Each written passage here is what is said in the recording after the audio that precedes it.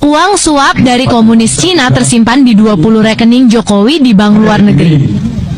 20 bank di 20 bank asing milik Jokowi. Hanya itu. Periksa bank integratif demi kepentingan nasional, demi kebangkitan Indonesia. Kami membuka 32 rekening milik Joko Widodo dan istrinya yang ada di beberapa bank di luar negeri dengan nilai 8 juta US dollar. Yang menjadi pertanyaan kami pada saat verifikasi kekayaan, laporan kekayaan Joko Widodo dalam kapasitas pencalonan sebagai calon presiden, mengapa 30 rekening atau puluhan rekening dengan jumlah 8 juta US dollar ini tidak disampaikan kepada KPU dan KPK? Artinya apa? Indikasi tentang kecurangan pemilu, adanya manipulasi, adanya penunggangan oleh kekuatan-kekuatan asing, adanya penunggangan terhadap KPU sehingga tidak bertindak netral, semakin terbuka saat ini. Jadi kalau kasus-kasus ini sama sekali tidak ditanggapi khususnya oleh KPK dan KPU, menurut kami ada upaya untuk melanggengkan atau menghalalkan praktek demokrasi busuk untuk melahirkan calon pemimpin atau calon presiden boneka melalui kekuatan-kekuatan intervensi.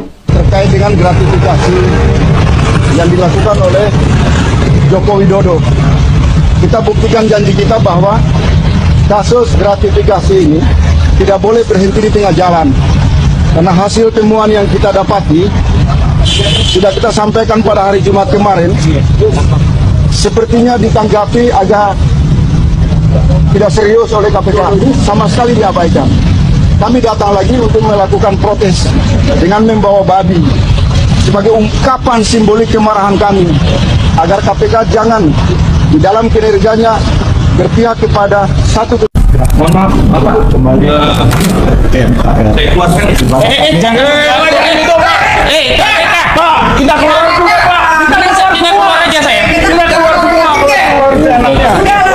Bos sopan dikit, Pak. Baru diberi wewenang segitu aja sudah.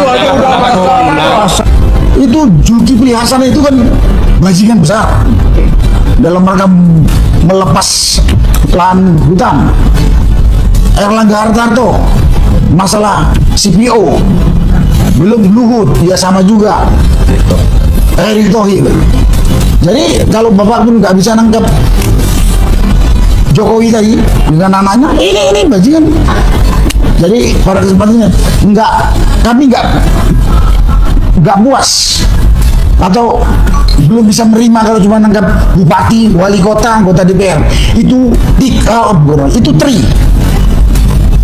Dan saya berani nyatakan di sini, pemberantasan korupsi itu harus dari atas.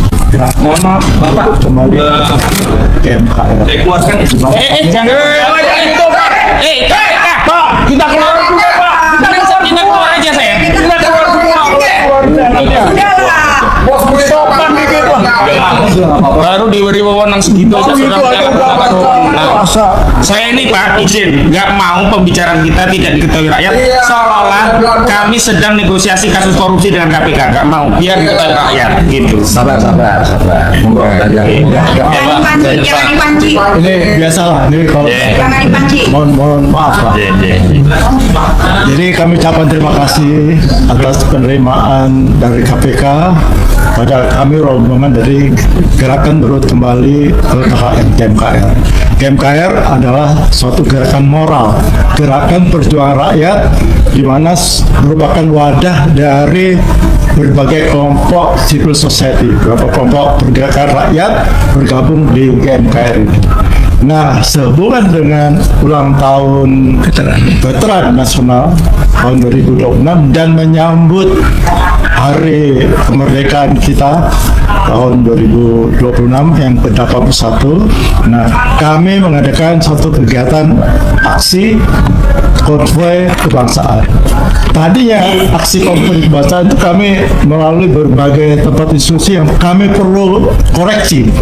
Jadi yang pertama ke Mabes Polri, kemudian ke Dasmen. Kenapa di Dasmen? Karena itu juga sumber kekacauan dari negeri ini, yaitu telah mengeluarkan surat keterangan penyetaraan Gibran, yang sebenarnya surat penyetaraan itu tidak sah karena tidak sesuai dengan aturan perundangan yang berlaku. Harusnya surat keputusan, dan juga itu mungkin tidak melihat ijazahnya sehingga kok bisa disetarakan dengan ijazah SMA. Dan kebetulan beberapa teman-teman sudah melakukan kunjungan ke Singapura maupun ke Sydney. Ternyata Sydney itu kan cuma khusus bahasa. Ternyata itu pun katanya yang satu kelas sama dia tidak pernah masuk. Ini kenapa kami di Dasmen ya Mas.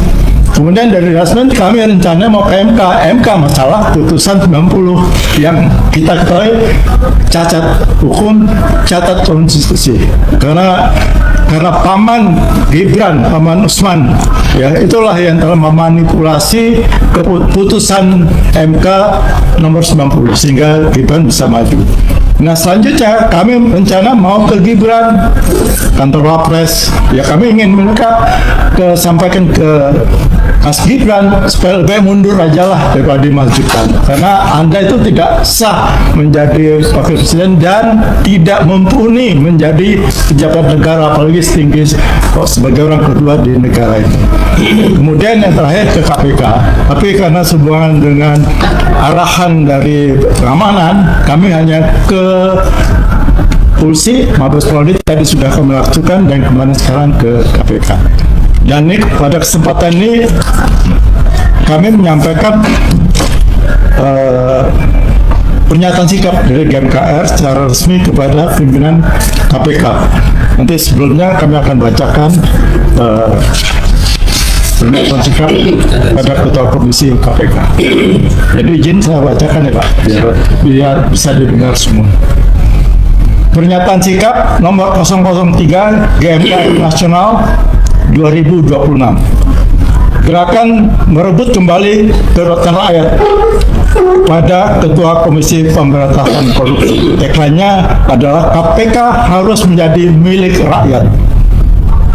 Korupsi adalah kejahatan luar biasa yang merampas uang negara, merampas hak rakyat, dan menghancurkan sendi-sendi kehidupan berbangsa dan bernegara. KPK lahir dari amanat reformasi 1998 untuk memberantas korupsi secara independen, profesional, transparan, dan tanpa pandang bulu. GMKR menilai bahwa pemberantasan korupsi hari ini masih jauh dari hadapan rakyat. KPK tidak boleh menjadi alat kekuasaan, alat politik, ataupun tameng bagi kepentingan oligarki. Atas dasar hal tersebut, GMKR menyatakan sikap sebagai berikut. Pertama, kembalikan KPK pada amanat reformasi. KPK harus independen dan bebas intervensi kekuasaan partai politik maupun oligarki. Kemudian kedua, tuntaskan dugaan korupsi oligarki yang melibatkan mantan Presiden Jokowi dan keluarga, antara lain kasus-kasus Blok Medan, kuota haji, denda kebakaran hutan Sumatera, PSN 2, dan lain-lain. Yang ketiga, tuntaskan dugaan skandal korupsi Asabri, Jiwasraya, dan ekspor CPO yang menyandera pimpinan Partai Golkar dalam upaya mantan Presiden Jokowi ingin membajak Partai Golkar. Yang keempat, menuntut Presiden Prabowo memilih ulang pimpinan KPK saat ini, mengingat proses pemilihannya telah melanggar putusan MK nomor 122 garing PUU garing 2022. Kelima, menuntut pemerintah dan DPR untuk memulihkan pelemahan KPK yang telah dilakukan dengan menetapkan Undang-Undang KPK nomor 19 tahun 2019, mengembalikan kepercayaan masyarakat melalui reformasi internal yang nyata, bukan sekedar slogan atau pencitraan. Dan terakhir yang keenam, mendesak Undang-Undang Perampasan Aset Tindak Pidana Korupsi segera disahkan dalam rangka memiskinkan koruptor untuk memberikan efek jerah. Jakarta, 10 Agustus 2026, gerakan merebut kembali kedaulatan rakyat, Presidium Nasional ditandatangani Mayor Jenderal TNI Purnawirawan Sunarko dan hadir, kemudian Muhammad Saidudu dan operasi mata beliau tidak bisa hadir. Yang selanjutnya ditandatangani oleh Bapak Marwan Batubara sebelah saya, kemudian Laksma Purnawan Muryono Aldin saya sendiri, kemudian Bapak Rizal Fadilah tanda tangan, kemudian Komjen Pol Udoseno sementara ada di rumah Pak. Demikian pernyataan sikap bisa saya sampaikan, kami sampai secara resmi kepada Bapak, dan mudah nanti Bapak bisa mendengar aspirasi dari teman-teman secara lisan. Baik, ya, mohon mungkin ada ini ya, ada tadi tanda terima. Baik. Sebelum itu mungkin bisa dari teman-teman biar nanti Bapak yang menyimpulkan ya. Pak Marwan. Terima kasih. Assalamualaikum. Memang surat pernyataan sikap ini kami sampaikan kepada KPK, tapi sebetulnya ini juga relevan atau malah lebih relevan misalnya kepada Presiden Prabowo maupun kepada DPR RI. Tapi sekaligus juga kami berharap ini menjadi informasi bagi publik untuk memahami apa sebetulnya yang terjadi. Ya, misalnya kita menyebutkan tentang pemilihan pimpinan KPK yang ada sekarang. Sebetulnya menurut putusan MK nomor 122 tahun 2022 itu bahwa pimpinan KPK 2004-2009 dipilih oleh presiden atau panselnya dipilih oleh presiden 2024-2029. Itu putusan MK. Tapi masalahnya ini tadi kita bicara soal Jokowi. Jadi biang kerok yang bicara tentang penyelenggaraan negara, kasus-kasus korupsi, termasuk lembaga untuk memberantas korupsi, itu memang bagaimana dikendalikan untuk mengamankan Jokowi dan mengamankan oligarki. Nah, di sini sebetulnya kita berharap dengan surat ini, terutama Presiden itu bisa segera membentuk pansel yang baru untuk memilih pimpinan yang baru. Kemudian juga memproses berbagai kasus yang melibatkan ini, dan saya kira juga relevan untuk KPK melakukan perbaikan internal ke dalam. Nah, yang terakhir kita juga akan siarkan ini kepada publik supaya paham, dan saya kira kita memahami juga posisi dari KPK pimpinan yang ada sekarang ini. Toh ini mereka sudah dipilih, tapi kalau memang mau patuh terhadap konstitusi dan Mahkamah Konstitusi, itu sangat layak kalau mereka sendiri itu mau mengundurkan diri. Ya, lalu juga ada kasus-kasus tadi sudah kita sebutkan berkali-kali. Saya juga ikut dengan teman-teman dari gerakan masyarakat sipil melaporkan tentang Blok Medan, mungkin sudah. Ya, teman-teman semua, selamat datang kembali di channel kita.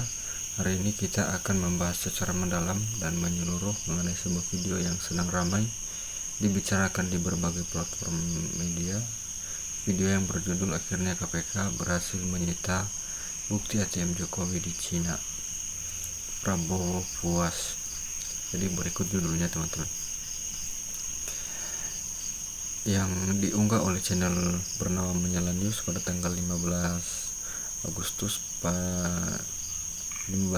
2026, dan hingga saat ini sudah ditonton lebih dari 8.000 kali. Dan sebelum kita membahas isinya, saya ingin kita semua menyadari bahwa apa yang akan kita bahas ini bukan sekedar tentang satu video, melainkan tentang bagaimana informasi terbentuk, bagaimana informasi menyebar, dan bagaimana kita sebagai masyarakat yang semakin hari semakin dibanjiri berita dari segala arah dapat membedakan mana yang merupakan fakta yang dapat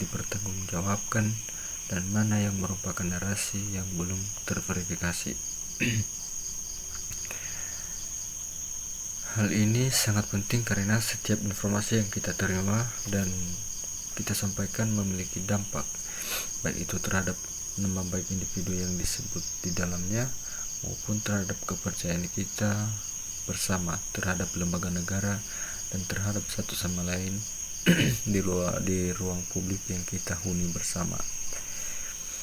Mari kita mulai dengan menjabarkan apa sebenarnya yang disampaikan di dalam video ini. Jadi di dalam video ini membuka dengan judul yang langsung menarik perhatian banyak orang, menyebutkan bahwa Komisi Pemberantasan Korupsi atau yang biasa kita kenal sebagai KPK telah berhasil menemukan dan menyita bukti berupa kartu ATM serta data rekening yang diklaim milik mantan Presiden Joko Widodo yang berada di sebuah bank di Tiongkok. Kemudian disebutkan bahwa jumlah dana yang tercatat di dalam rekening tersebut mencapai angka yang sangat luar biasa, yaitu ribuan triliun rupiah. Dan dikatakan pula bahwa Presiden Prabowo Subianto merasa sangat puas dengan hasil temuan tersebut serta siap untuk segera menindaklanjutinya sesuai dengan prosedur hukum yang berlaku.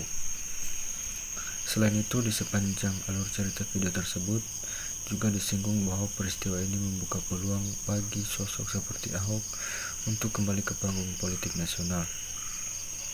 Dan sepanjang penyampaiannya, video tersebut menggunakan berbagai macam gambar, di antara foto-foto pejabat negara, foto tumpukan uang tunai yang terlihat sangat besar jumlahnya, serta visual lain yang seolah-olah menjadi bukti nyata dari apa yang sedang disampaikan. Sehingga bagi siapa saja yang menontonnya secara sekilas tanpa memeriksa lebih lanjut, hal ini bisa terlihat sangat meyakinkan dan seolah-olah memang benar baru saja terjadi.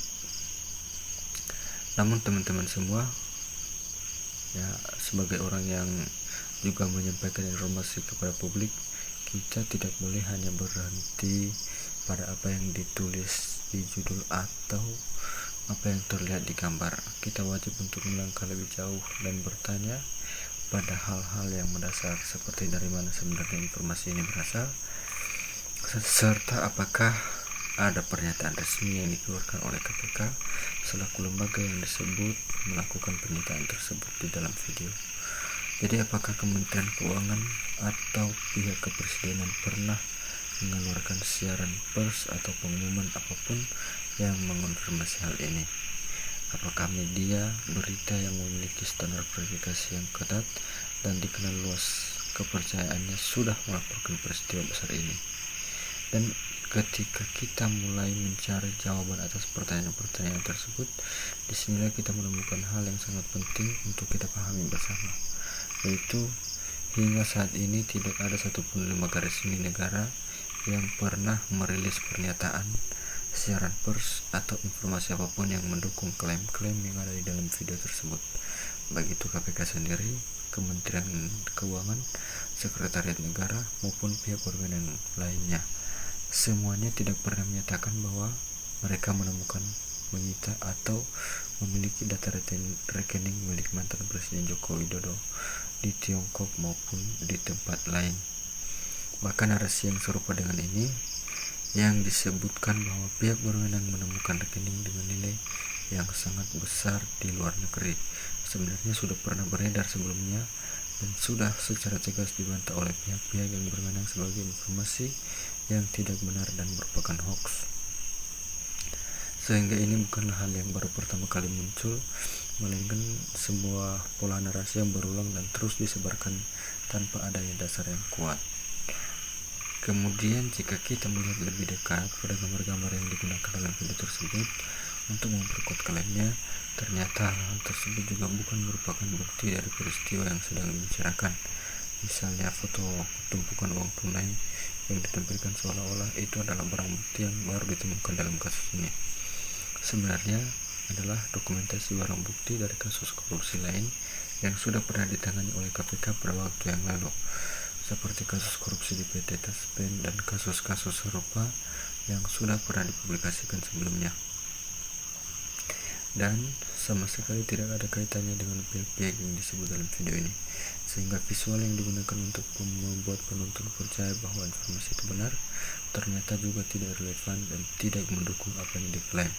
Ini menunjukkan bahwa video tersebut menyusun cerita dengan menggabungkan video judul yang sensasional, nama-nama yang dikenal masyarakat, dan gambar-gambar yang sudah ada sebelumnya, lalu menyatukan seolah itu semua adalah bagian dari satu peristiwa baru yang sedang terjadi. Padahal sebenarnya tidak ada hubungan yang jelas antara satu hal dengan hal yang lainnya. Mengapa hal ini penting sekali untuk kita pahami dan sampaikan?